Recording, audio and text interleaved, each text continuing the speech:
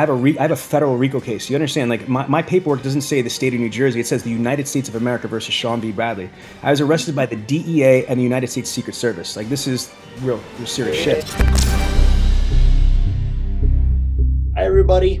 This is Joseluiz Morales. Welcome back to the Morales Group Show. This is episode number 80. Today, we've got a very special guest, Mr. Sean Bradley himself. He is the TV star of a TV show by Vice TV called I Was a Teenage Felon. In today's video, he's going to be sharing with us how he was able to turn his life around from a convicted felon to now owning multi-million-dollar businesses and making an impact in the community, changing lives by helping people better their lives. Welcome to the show, Sean. How are you? I'm fabulous. I'm gonna first thank you for having me on your show. I appreciate it, and my number one mission is to provide your audience with as much value as possible. So let's get into it, brother. Awesome, man. So let's just start off with who is Sean Bradley and maybe some of the things that people should know about you as we get into the interview. All right. Man, I'm a 45-year-old Belizean and Honduran man. I'm first generation in this country. My father was born in Belize. And it's interesting. I don't get to talk about this a lot, but my father actually came to the United States by a presidential program because he had polio. And so the United States was giving vaccines to, the needy of third world countries. So at this time, Belize was, a British colony. So the fact that I'm even in this country alone is kind of crazy because my dad got here because he had polio and the United States government was sponsoring a polio vaccine for third world countries. That is awesome, man. It's crazy how like one decision or one event can basically change your entire family tree, basically. Yeah. Or even like your lives, that's super awesome. Your TV show, obviously I was a teenage felon, catchy, obviously, but do you mind kind of taking us back? No, 100%. So I'll be honest with you. I think the name is kind of silly. It should be called I Was a Teenage Kingpin because every person on that show was doing just epic-ish. I mean, like they were just doing some crazy stuff. So the program is on the Vice TV network. And Vice TV, I love these people because they're like millennial news agency. They're the fastest growing network on the planet. And, they started out as Vice News and Vice Magazine, but they blew up and they have an entire network called Vice TV. And one of their hit shows during the pandemic was called I Was a Teenage Felon. So season 1 was a huge success. So they got signed for season 2. And then they found me by Google, by researching the type of, person they wanted on the show. I don't know how the hell they found me. It wasn't anything else but search engine optimization. They found me. And this is a funny story. The way that they found me was I was told by the producers that they were trying to get a hold of me since, I think, December, January. And for whatever reason, I'm just travel so much, we never connected. True story. It was a Tuesday at 4:30 p.m. I was walking out of this office that I'm in right now. I never answer the phone on my desk because I get people soliciting me every damn day for stuff. I don't know what it is. I picked up the phone as I was walking out and some woman sounded really shocked. She's like, Sean Bradley? And I'm like, yeah. She's like, this is really Sean. I'm like, yes, woman, how can I help you? And she's like, well, I'm from Vice TV. And my bullshit radar just came up like, all right, whatever. But it turned out I listened to her. She was a field producer from Vice and wanted me on the show. And when she told me the show, I was like, at first, because I never heard of Vice TV and I never heard of the show. So I did some research and I was like, damn, this is a really big network and it's a big show. But the thing that I liked about this, my friend, was that they didn't just focus on the sensational, crazy aspect of my case, which I'll get into in a second. What they focus on was not only the crazy stuff that I was involved in Brooklyn and Queens, but more importantly, the redemption, the evolution, the growth, and where I'm at today. So, for me, if you want me to kind of get into it, like I grew up in Queens and Brooklyn, New York, and Queens and Brooklyn life is very different than the rest of America. It's kind of surreal. You know what I mean? Like I went through some horrific childhood stuff, tortured by stepfather, violence, poverty, neglect. I was running the streets at 6, 7 years old. I was doing con games and hustling, and I had a bus pass and a train pass. And instead of going to school, I would jump on the D train, head out to Coney Island, and get into some stuff as a kid. Long story short, from 12 to 15, I was in a boys' home for 3 years. I was in a juvenile facility, lockdown. It was kind of crazy. It was like, sometimes it was training camp for maximum security prison. Sometimes it was fun, but it sucked most of the time. Came home. And at 15 years old, man, I started getting deeper involved into the rave scene, skateboard scene. And, I was selling drugs, and it wasn't that crazy until probably my junior year. I was 16 years old. I graduated when I was 17 years old, high school. Then I started selling 100 pills of ecstasy at raves and clubs. I mean, it was pretty nuts. I was basically making at 16 years old anywhere from $3,000 to $6,000 at a rave party. Like I was getting wrecked, raving, partying, dancing, coming home with like 3 to 6 grand, like nothing. Yeah, I got deeper involved. I was selling bulletproof vests to crack dealers in Queens, clone cell phones, yada yada yada. And when I was in college, I was 18 years old, and still it was 1994. I was 18 years old in September.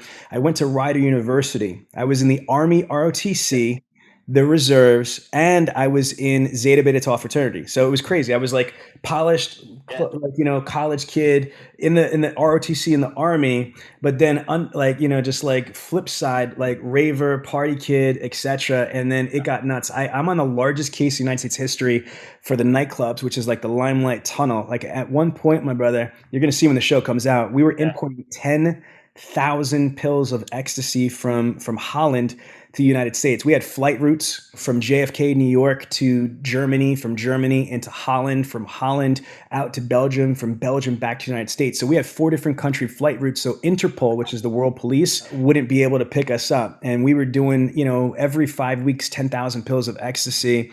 And I would have a piece of that. So the whole thing wasn't mine, but at 18 years old, man, I was running VIP parties for models and celebrities in the largest nightclubs in the world, and bringing in like crazy amounts of E. Let me ask you this.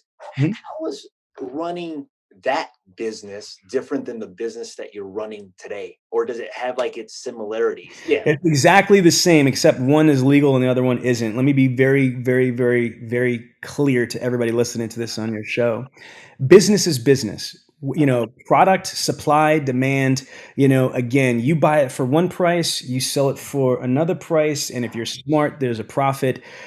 So let's go through the similarities. In my illegal activities that I was doing crazy shit as a kid, there's marketing, there's advertising, there's branding, there's time maximization, there's organization, there is leadership. There's business management. You have a crew of people that you have, frontline employees, middle people, your, not executives, but like your lieutenants or your capos that are under you, stuff like that. So there's infrastructure.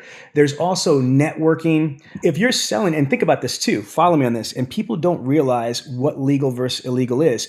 Marijuana is legal in a lot of states right now. So what's the difference? You know what I mean? And I'm not here debating the ethical conversation. What I'm just trying to correlate and answer your question is this: now in the state of Nevada and the state of New Jersey, marijuana is legal. So whether I am finding people that I could sell, kilos of weed to, but legally, you know what I mean? Or if I have a storefront now, a cafe shop for marijuana and things like that, edibles or what have you. If you think about it, again, the same exact things, that whether you sell bulletproof vests, you sell counterfeit money, you sell ecstasy, or you sell legalized marijuana, it's the same shit. Principles are principles of business. Do you agree? I would agree with you. I think a lot of it is transferable 100%.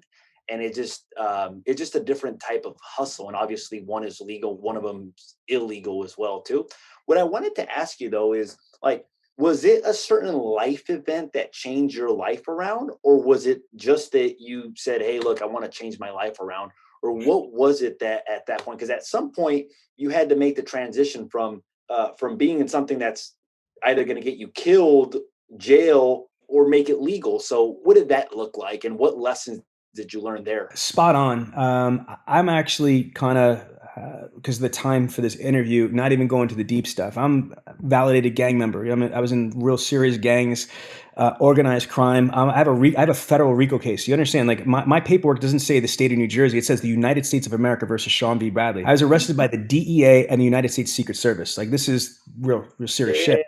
So when you are at that level, you know what I mean? Like my whole life as a young kid from 6 years old to 19 years old, every thought was hustling, illegal activity. How could I make this money? How could I flip it, etc. When I went to prison, I don't have a redemption story. I wasn't there trying to better myself. I was trying to get connections with the Medellin cartel with people that were there. And it's like getting a PhD in hustling or illegal activity. So I didn't read educational books. The books that I did read were like, Stephen King books and Piers Anthony and Tom Clancy and shit. Like I just wasted time there. But I met some very powerful and very influential people in prison. Two people I met, and people could Google this, listen to this, is crazy. I became very close friends with a guy named Vladimir Topko. Vladimir Topko is one of the highest ranking Russian organized crime figures to ever touch foot on American soil. This guy had, PhDs, plural. He served under two Soviet presidents, and he was a former card-carrying member of the Communist Party. Can't even make this shit up. Most of you listening to this will never have access to a human being at that level. I met him in MDC Brooklyn, and I did a lot of prison time in Allenwood Penitentiary in Pennsylvania, and he was trying to school me at 19 years old, saying, listen, man, like you are way too smart to be caught up in this bullshit here. You got to think about macroeconomics and international trade. But at that point, I wasn't able to really listen to him. I heard him, but I didn't care. I was young and stupid and just wanted to take on the world. And then the other guy named Lee Mangan, you could Google him, Lee Mangan or Leo Mangan. He got caught up in 1993, 1994 in a major SEC fraud case for like $46 million, real money, you know what I mean? And so same thing, he tried to look out for me and try to advise me, but I was just hungry to just be just gangster, man, just to turn around and just build my criminal business. When I came home from jail, I was a Food Town deli boy slinging ham and cheese, and for a couple weeks it was awesome because I wasn't in prison anymore. Then after a couple weeks, I was like, this shit is lame, this is corny. So I went back to Brooklyn, copped, and then I started hustling, guerrilla hustling in New Jersey. And there's nothing magical. Something did happen. It wasn't an activity; it was a feeling. I just felt, my instincts kicked in. Man, if I keep doing this shit, I'm gonna get violated. I'm gonna go back to prison because I had 5 years supervised release. I don't know. I have faith, but I don't quote Bible verses, and I don't even go to church consistently, but I do have faith, right? So I don't know if it was God. I don't know if it's The Secret, the laws of attraction, manifestation, dumb luck, or just, it was time for me to grow up. I can't pinpoint it. And I know that's not a sexy question to answer, on a podcast or an interview, but the honest truth is I can't really identify why. All I could say is what. There was a time in my life that I was hustling after I came out of prison. I was doing it for about a month and a half, and I said, look, I'm done. I need to just, get out of here. And I did remember one thing I learned from prison. One thing I did learn from prison, from the institution side, is people, places, and things. So they said that, to like when I went through these stupid programs in prison, that if you want to not offend and not be a criminal and not, have a life of back and forth, you need to change the people you surround yourself with. You need to change the places that you go to and hang out at, and you need to change the things that you do. So that's what I did. I just turned around people, places, and things. I moved out of Keansburg, New Jersey, and I moved to Red Bank, New Jersey. I thought I was renting a room. I wound up renting a freaking couch for $500 a month. I had no job, nothing. I had $1,000 cash, a backpack, and a Walkman, and I became a waiter at a diner.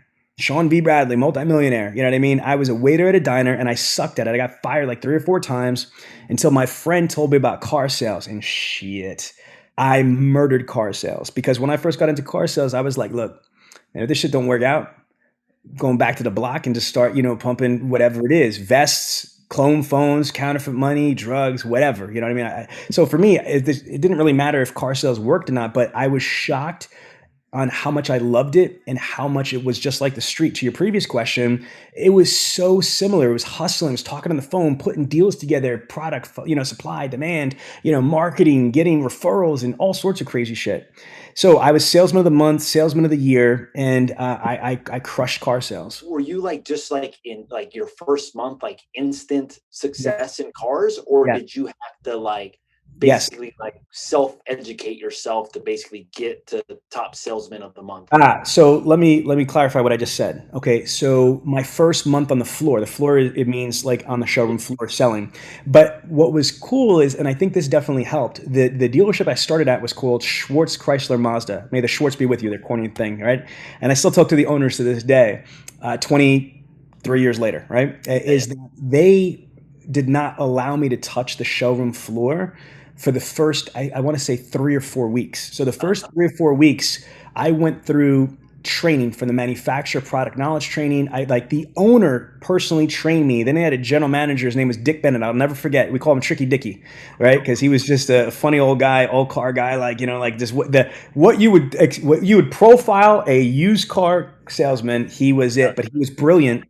And I learned so much. And then my naturally inquisitive mind, the shit that I learned from there, then I would go, I ain't proud of this, but you know, I used to go and steal books because I didn't have money back then. I would go to Barnes and Noble and just like straight gack books, sales books, business books, marketing books and shit like that. And I just immersed myself, you know, in just training, you know, sales, marketing, all that shit. So all the stuff from the dealer, all the stuff that I was just all you could eat, hungry hippo onto. But my first month touching a showroom floor, I bodied that shit. Salesman of the month. My first year on the floor, salesman of the year. And I averaged 33 cars a month. National average for the last 23 straight years I've been in this business, the national average is under 10 cars a month for the average salesperson. Put it in perspective for your audience. There's 16,700 franchise dealerships in the United States. There's another 40,000 used car dealerships. So we're talking about almost 60,000 car dealerships, over 500,000 salespeople. First month, salesman of the month, first year, salesman of the year, because they weren't ready for something like, I'm a street hustler. I used to bring in 10,000 pills of ecstasy. I had United States Secret Service and DEA. These fucking people on the showroom floor, car salesmen, were not going to outwork me. They were not going to turn around and take money out of my mouth. You know what I mean? Because I just am a whole other breed. I'm a New York City hustler. You know what I mean? Like a real one, not on a fucking rap video or what you see on TV. Like this is the shit that I breathe. You know what I'm saying? Like I've been through some shit. And so for me on the floor, this was like walking through Candyland. I'm like, are you kidding me? Like I don't have fucking federal agents with machine guns like at my head. I don't have, you know, gang members that want to kill me for my territory and shit like that. I don't have RICO cases, you know, over my head facing 20, 30 or life prison sentences, and I'm making all this money. And they gave me a free car. Are you kidding me?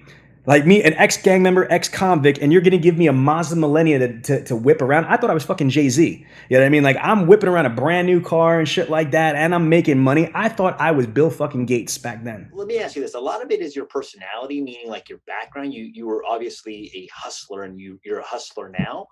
But like, what was the difference besides that? Like, what was the difference between somebody selling 5 cars a month to 33? Like, was it schedule? Was it skills? Was it just grit? Dude, listen to me. Listen to me. Listen to me very carefully. For you personally, and for every one of your audience listening to me, it is simple. It's about desire. That's all it is about desire. Just think about the shit that human beings have been capable of since the beginning of time. I'm talking about to the ancient Sumerians in Mesopotamia. Look at the shit that these people did, you know, 5, 6, 7,000 years ago. Look at the Sistine Chapel. I sat in the Vatican in Rome, and I'm looking at the Sistine Chapel. Look at the architecture. Look at all the shit around you, and you're fucking telling me that somebody can't sell 3, 4, 5 cars or a couple houses? Shut the fuck up. I'm tired of these bitch ass people whining and complaining of stuff. Do you understand what human beings are capable of? Elon Musk catapulted a car into outer space. We have 3D printers that are printing body parts, organs, vital organs to keep people alive. There's a little boy that's 9 years old named Ryan's Toys that's made $89 million in 4 years by age 9. And you're telling me that if a fucking little boy at 9 years old can make $89 million reviewing Legos, that we can't make some crazy ass money on a showroom floor for cars or houses? It's only about one thing. Do you want it bad enough? That's it. Okay, and there's 2 ways you could do it. You could be on some gangster shit and do it illegally, which I don't recommend because, I believe in karma, and I believe, as I'm an older adult now, that shit's gonna come back to you. I don't know many gangsters with pension plans and a fucking 401k. They're either dead or in prison or on the run or in witness protection. You feel me? And so again, that's not an option for me. So if you have desire, okay, anything else is possible. I think it was John F. Kennedy that said, and follow my quote because I don't want to freak somebody out here, is that Anybody could get killed. Okay, a president could get killed if somebody is willing to sacrifice their life in that mission of killing that target. Now, my point being here is that if the president of the United States could get touched, because we've had ample presidents being assassinated right here, right or wrong, human beings are capable of profound, intricate things. And I'm sorry, selling some fucking houses and selling some cars isn't profound and it isn't intricate. It's simple shit. So if you're not successful at it, it's because you don't want it bad enough. I believe that with my whole heart and soul. In your sales training, like let's say that you're training a company on how to basically take their salespeople from selling 5 cars to 10 cars. What does that look like if somebody's only selling it? Like, is it even possible to change somebody, or do you kind of start off with like finding out why are they doing this, or like digging into their motivation, or what does your process look like for that? And I want to give you a disclaimer first. Remember, there's a difference between Ruth Chris or like, Fogo de Chao's like restaurant versus White Castle. Do you see what I'm saying? So again, I'm not for everybody. First of all, I'm way too expensive and I'm way too brutally honest. And, again, I don't give a box of tissues to my clients. So my clients, here's some gangster shit right here. I've been in business 17 and a half years for Dealer Synergy, which is an 8-figure company. I spend $0 on marketing advertising. I have 0 salespeople. 100% of my business comes to me, and all of my clients are not individual people. All my clients are multi-billion, multi-million, and publicly traded companies. For example, Coons Automotive Group out of Virginia, 22 rooftops, 2.5 billion annually. Foundation Auto Group, I think $5-6 billion group, international, United States and Canada. Everybody comes to us. So now I give you that disclaimer, not to flex, but just to explain what I'm about to say.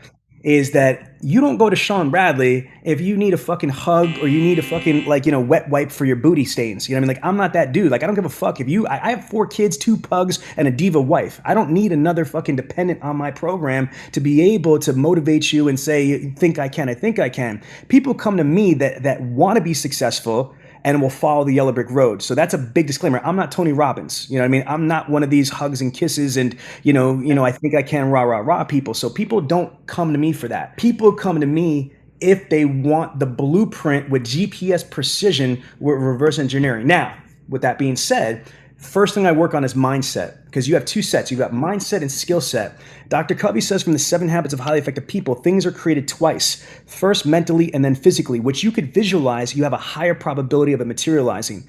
I'm a huge fan of the laws of attraction and the science behind that, and the whole secret.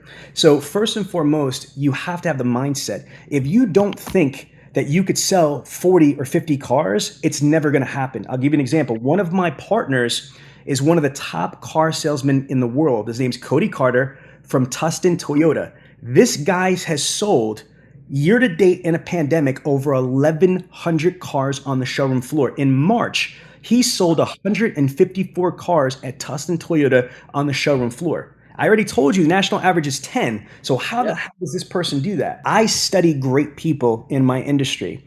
Every one of these super high performers, the very first thing that they said is, the second that I realized I could sell more than 20 or 30 cars was when I was able to get there. Most people in my industry don't sell 30, 40, let's skip that. They don't sell 40, 50, 60 cars a month because they don't even fathom that it is even theoretically possible. So I say to them, like, if you were going to give me your projection for October and I said, okay, how many cars are you going to sell? And you say 20. Okay, great. What the hell chance do you have of accidentally selling 60 cars this month? Fucking none.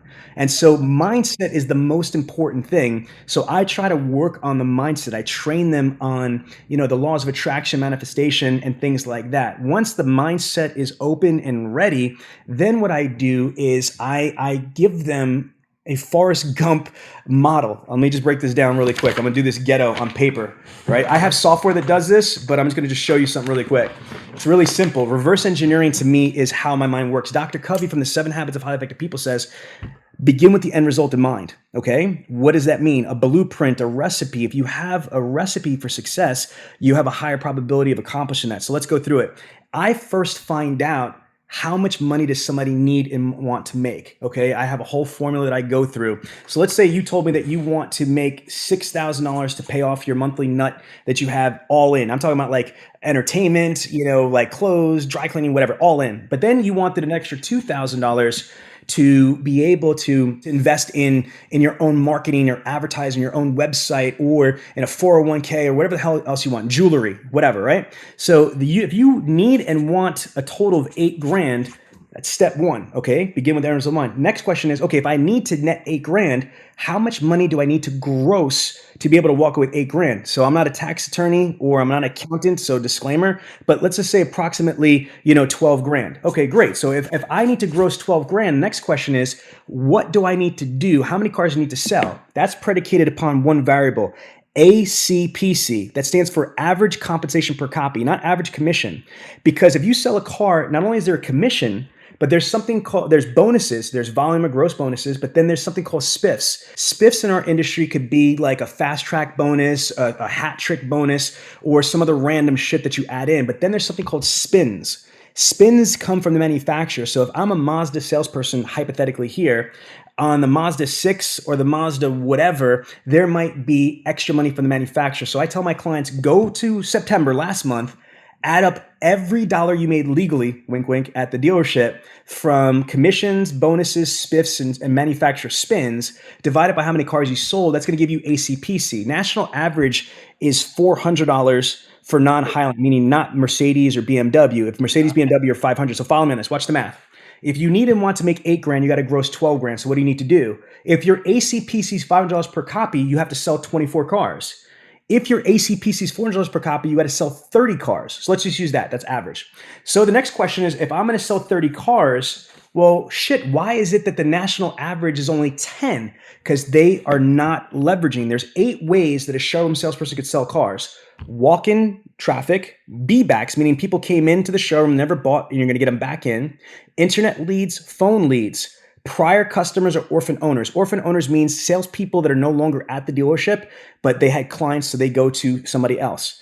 The service department, in our industry, a service customer is 7 times likely to purchase a vehicle where they service a car from.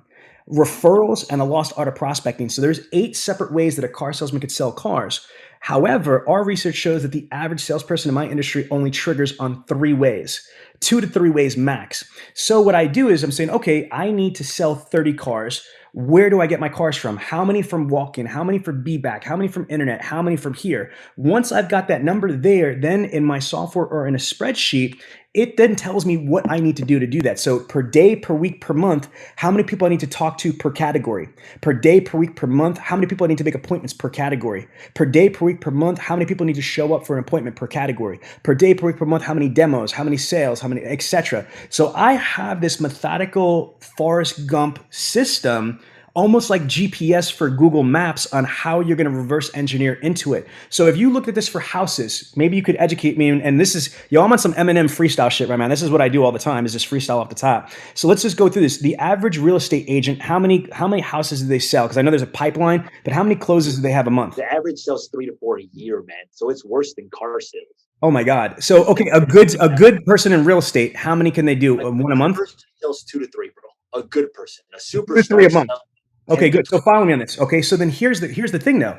Okay, so let's just use 2, right? So and tell me, if I sold 2 houses a month, how much money would I make? Just say average commission 15,000, so 2 would be 30,000 basically. That's freaking strong money. Okay. And I don't believe that everybody's getting $15,000 commissions. I'm just saying this right now because I know a little bit about real estate, but it depends if it's listing agent or selling agent, things like that, yada, yada, yada. But let's just play that game right now. It depends on the area that you're at as well, too. Like I'm in Southern California. So like true, yeah. In Mississippi, you're not going to get 15,000. Respect, 100%. So let's just use Cali. So perfect. So again, for me right now, I would ask, okay, it's a rhetorical question. How much money do I want to make in a month? If the answer is 30,000, then I know it's two houses that are delivered. If it's, 60,000, it's 4 or whatever the number is. I got to start there. Then I need to turn around and figure out what is my gestation period between, prospect acquisition, like lead acquisition, to the gestation of showing them the different houses before they land on a house and then going through contract. How long is it going to go for closing? Yada, yada, yada. So these variables are going to come into play for me because let's go through it. How long does it take from you get a lead today from Sean Bradley on on a house, you know, a 4-bedroom house in California before you get funded on that deal? Approximately how long does it take? The process from start to finish, like assuming it's a lead that goes into escrow in the next 3 weeks, I'd probably say you're looking at a 2 to 3 month process, basically from start to finish. No, that's crazy. And think about that because it's so long like that. Really, I would never. so long, man. Yeah. So what you can do though is this. I don't know what the 8 things are. It might only be 5 or 6, but you've got to figure out, okay, where can I get opportunities from? I'm not even you with the real estate, but just from my background, here's what I do know. Again, certain real estate houses or companies provide leads, true or false? Yeah, true. Yeah, Okay, true. so that would be from your company. So that's like showroom stuff. I'm going to say so from your company. Now, besides from the company, some of them might be through lead source providers. Okay, so again, whether you're paying for your own lead source providers or whatever, so I say lead providers. The next would be from referrals. The next would be from you prospecting your own self and putting your business card out there, doing live streams on Facebook, Instagram, whatever. I don't know your industry as well as you do, but I'm already coming up with at least 4 to 5 different ways. I would guarantee you the people in the real estate world are not every single month leveraging all 5 ways. And I might be wrong. There might be 6, 7, 8 ways like automotive, you know, but you have more expertise than I do in your industry. But even my layman information, I could guarantee there's 4 or 5 different ways. Right. So if you're able to diversify your lead acquisition, you'll be able to build a performer to be able to let you know how many phone calls, emails, text messages. How many real estate agents know this? Like for the month of November, right? Next month. How much money they want to make and what they need to do every single day. And I mean literally how many emails per day, per week, per month, how many outbound phone calls per day, per week, per month, how many text messages per day, per week, per month, how many video emails, video text messages, how many social media DMs per day, per week, per month, how many Apple FaceTimes, how many e-cards per day, per week, per month. If you don't know, then shame on you. Like I'm going to know my shit forensically. I'm going to know exactly what I need to do per day, per week, per month, per activity, because each activity has a positive and negative, you know, reality. If I have this phone call, people are either going to answer it or not answer it. And there's a formula. In my industry, here's facts. Because we track tens of millions of outbound phone calls. Without a predictive dialer, it is about an 8 to 9% connection ratio. So a BDC, a call center at a car dealership, not a salesperson because they got to stop, do product presentation, etc. But a BDC rep is able to make about 120 calls a day, you know, individually. So if I have 120 times 0.08%, we're looking at 9.6 conversations. So if I'm dialing the phone 120 outbound calls, you might think that you're doing something, but you're really not. If you only have an 8 or 10 hour day, 10 conversations, out of those conversations, how many are converting into an appointment or a sale or whatever it is? Does this make sense? 100%. Yeah, and that's the problem. I think for our industry, the biggest challenge that they have is complacency. You know, you're making $15,000 for 30,000 for 2 houses a month.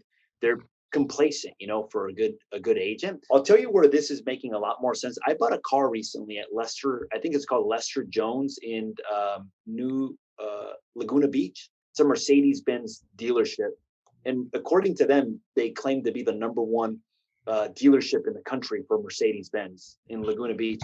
But what I noticed about them is that the salesperson was super efficient, man. It was like literally he came, showed us the car. I said, I'm buying it. Transfer me over to the next person, transfer me over to the next person, the next person. And the guy came in at the end and said, thank you so much for giving me the opportunity. He was done. And that's kind of what I'm imagining that for car people as well, too. If you're selling 100 cars in a month, it's going to require a plan and a very Yes. disciplined schedule. And I think it's the same thing for real estate agents. And obviously in that schedule is it's going to have lead generation as well, too, in that schedule. So you talked about some of the things like different lead sources. And I think this plays into effect in any business. In any business, you have to have customers. Without the customer, nothing happens. Meaning you're a restaurant, you're a car salesman, you're a real estate salesperson. Without that, nothing happens. So talk to us about just like for different business, because you've transitioned now to mentoring entrepreneurs, right? What does it take to actually build a business, not like a high paying job? Meaning like if it can't survive without me, I probably have a job, but like in actual business, what would that look like? I would say, again, it depends. I've consulted for a myriad of different things. And I'm one of the people that I have OCDs, and I just love, like, some people are addicted to like bad habits, whether it's drugs or gambling. I'm addicted to entrepreneurship, man. Like if I hear something, Same here. I cannot help but say, did you think about this? Did you think about this? You think about that? So I would say that different businesses have its own, in my opinion, rules of engagement or different opportunities. So how about this? To make it there, pick up any business. Just let's pick something, and then I'll flow. Restaurant. Let's say a restaurant, basically. Okay, perfect. So first thing that I would say is this, especially with this pandemic, the first thing that I want to share to everybody, and I'm sure you guys have all heard this before, but it's so true. When you solve problems, you make money. The bigger problems you solve, the bigger money that you can make. Okay, and so that's the first little cliche that I'm going to say. The second cliche is the Sean Bradley-ism: stop coloring in the darn lines. Okay, what I mean by that is, start thinking outside the box like disruptors do. Look at Netflix, look at Airbnb, look at, Uber and these type of companies. They came in and disrupted the vertical. So if I had a client, the first thing I would do is a SWOT assessment. To me, that means identify their strengths, weaknesses, opportunities, and threats. I believe that any business is made or broken, maximized or underutilized in 4 key categories: your products, your people, your process, and your promotions. When I say products, I don't mean inventory. I mean your resources. If you need a website, you need technology, you need CRM, you need software, you need computers, whatever it is, there's certain things that you need, resources. Question: do you have these resources? Are they set up the right way? And does everybody know how to use them? And are they using them? People: do you have the right people, the right amount of people? Are they trained and motivated properly? There's a difference between training, personal development, professional development, team building, etc. Schedules and pay plans, that's in there. Process: do you have mapped out, what to do, when to do it, how to do it, and why to do it? Your follow process, your engagement process, your objection and rebuttal process, your dead deal process, your CRM process. And then to your point, promotions: do you have opportunities to do business? Because you could have all that other shit there, but if you don't have leads, if you don't have people to sell to, you're going nowhere. So my first step is doing a SWOT assessment first. Second thing I do is I basically have a consult meeting with the prospect or the new client, and I'm like, okay, so what is it that you're looking to accomplish? Is it like, are you trying to sell more? Are you trying to conquest, your competitors? Is it a combination? For car people, is it new cars, used cars? Is it bad credit, no credit, whatever it is? I try to understand what they want to do, and then here's what my process is. I take where they're at from that SWOT assessment with where they want to go, and I reverse engineer the gaps. So one of the things that I found, because it's funny you mentioned restaurants, my mother has been in the restaurant industry for 40 years, and my brother-in-law and sister-in-law own a place called Mama's Meatballs in Pensauken. So they do specialize in meatballs and pizza stuff and what have you. And what I love about our family is we're so entrepreneurial. First thing I want to do is identify what are the challenges, why you're not doing what you think you should be doing or could be doing or want to be doing, and whether it's a product issue, a people issue, a process issue, a promotions issue. If it's something else, let's just take like this dynamic of the pandemic and COVID. It's really interesting that a lot of these places that are restaurants, like let's say meatballs or pizza and stuff like that.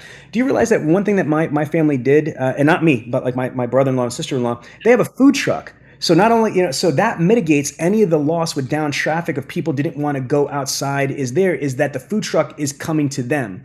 Another thing they're doing is figuring out additional ways to be able to generate revenue, being able to come up with a plan, because they've won a lot of awards for being one of the best meatball places in the state of New Jersey. They've got all that stuff. So, okay, great. So if you're that good, why are you not freezing these freaking things and looking for distribution to ShopRite, Acme, etc.? So that's what I try to do is I try to understand, where the opportunities that you're not going to be thinking of. And that I'm partners with Grant Cardone for 3 years. I'm a friend and a fan of Grant's. And one thing that I learned from Grant, okay, his only regret that he says is that he regrets that he did not think bigger sooner.